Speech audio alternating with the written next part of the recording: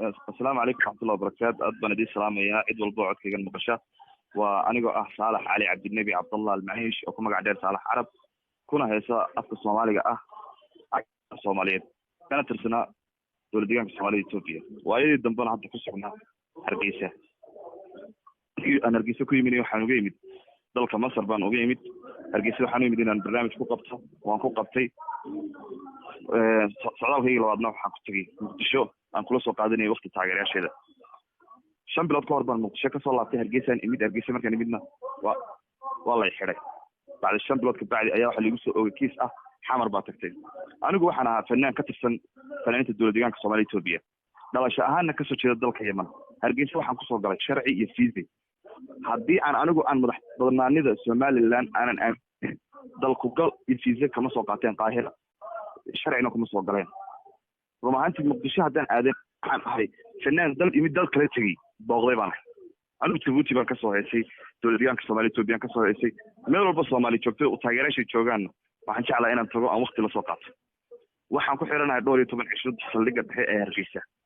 waxa la igu yiri CID baa ku haysata laba mar baa maxkamad la geeyay wax dambi gaar ah oo lagu soo oogay ma jirto dalka waxaan ku joogaa sharci iyo deganaansho oo waxaan ahay nin Yemani ah oo deganaanshiga dalka uu saaray citizenki dalka uu saaray kaar qaxootiga haystabana dalka sharciga uu yaala ma baalmarin cid ma dilin cid ma dhicin cid ma xadin fanaaniintii u dhashay Somaliland ee mushaar ka qaadanayba intii xamar tageen ka soo heesay ka soo noqday ayaa magaalada dhex maray oo aan cidna soo xidhan anigoo miskiin ah oo nin waxaan ku yiri xanuunsan ah kristool iyo dhiikar baan leeyahay dawooyinkaygii baa la siin waayay tacaddi gaaran meesha ku dareemaya xalay iyo habeen hore ilaahay baa og xaaladeyda gacan iyo lugba aan isku ogeyn baa imka xanuun soo bidix ah waxa la leeyahay kumaan soo xidhan CID baa soo xidhan CID soo xidhan xitaa ii geen taagan shalay maxkamad ayaa la geeyay maxkamad laba mar markii la soo istaajiyo wax dambi gaar ah lagu soo oogo la waayay waxay tiri ninkan kiiskiisa hal soo gabagabeeyo eediisa rasmiga CID soo gudbis maanta ay balanta in la geeyo layma geenin ilaa imika wax la igu haysto alaalaan ku xidhanahay ma garanayo xitaa naftayda caafimaad dhakhtar hal lagu geeyo ayaa la diidan war dhakhtar aan tago ba ay haysto maxamed lug iyo gacan bidixay xanuuno aanan isku ogeyn baan isku arkaya dulmi baan ku dareemayaa meesha dhexdeeda waxaan ka codsanayaa dawladda Somaliland anigu dawladda madax bannaan iyo jiritaankeeda haddaan aaminsaneyn qawaaniinteeda iyo sharcigeeda ma mareen anigu waligay siyaasad ma dhexgelin waxaan ahaa fanaan taageerayaashiisa inuu waqti la soo qaato u tagay muqdisho haddaan ahaysan lahaa ogeysiis ah qofkii ajnabiga dalkayga yimaada muqdisho uma gudbi karana yaa oo aan ogeysiis ka haysan lahaa ma la sheegi lahaa maba gudbeenba waxaan kala sidnaa saaxiibada Suldaan iyo Xariir oo inta Hargeysa yimaadeen iyagu muqdisho ka soo noqday waxa aniga il gaar iga dhigay ma garan karo ilaa abtino marka waxaan ku codsanayaa bahda saxaafadda xuquuqul insaanka loo yar xitaa inaan qabsado in wax ay dhaqdhaqaaqaan cid iyo ogol ma jirto ilaahay baa ku soo xidhay ilaahay waa run ilaahay bay soo xidhay laakiin ilaahay wuxuu ku yiri dhaqdhaqaaq sameeyaan ku taageereen cid dhaqdhaqaaq iyo ogol ma jirto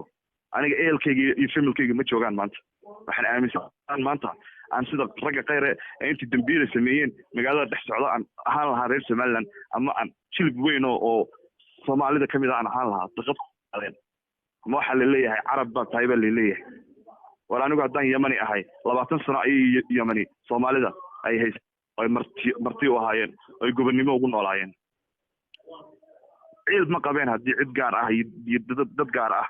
wax igu soo oogay maanta qof intii soo ristaagay oranay waxaasaad nagu samaysay ama waad nacayday ama waad nadishay ama waad naas laga disay anoo fanaan ah oo waxba sameyn oo ixtiraam iyo karaamo qof walba ilaahay si uu leeyahay ayaa waxa la igu dhaxiray meel dil iyo tuug iyo aan fanaaniintii iga horreeyay awal loo xidhi jiray kiisaskan oo kale aan lagu xidhin ayaa la igu xiray waxaan ilaahay ka baryay ilaahay baa cadaalad haye balse dadka